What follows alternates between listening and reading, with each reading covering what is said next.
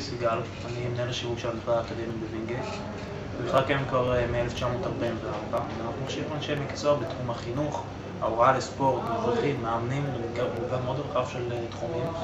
כל מה שקשור בעצם לספורט, בריאות, כושר, רפואה משלימה, כל תיירות האקסטרים, זה אנחנו. כשפנינו ל-SEO קריאיטיב לפני 8 חודשים, חיפשנו בעצם חברה שתעזור לנו להתקדם בגוגל, ולא היינו ממש ממוקדים, לא ידענו איך עושים את זה, למה, למי זה נחוץ בכלל, האם אנחנו בכלל צריכים את זה. חשבנו שזה רק nice to have, והתפדנו, לטובה. אנחנו מאוד מרוצים מהעבודה.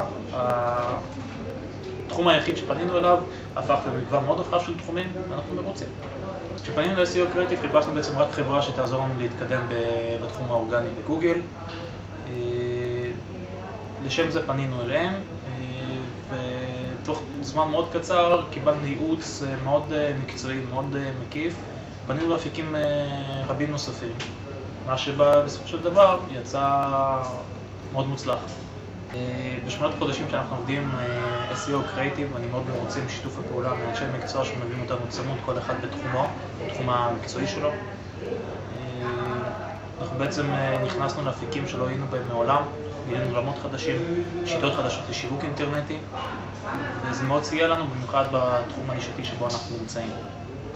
כל הנושא של השיווק במכללה היה משהו מאוד מאוד חדש ומאוד בתולי, ובעזרת חברת SEO קריאיטיב והפוש שהם נתנו לנו בייעוץ המקצועי שהם נתנו, בליווי הצמוד, אנחנו מאוד מרוצים מהתוצאות שהגענו אליהן. זה משהו שלא תכננו, וכל התוצאות הטובות האלה מאוד מבורכות. ב-SEO קריאיטיב אני עובד במקביל מול 3 אנשים, כל אחד מומחה בתחומו, אחד בתחום האורגני, אחד כל האפיקים האחרים של השיווק, בין היתר מול חשבון הגוגל אדוורדס שלנו, כלים כמו רימרקטינג, פרסום באמצעות מובייל.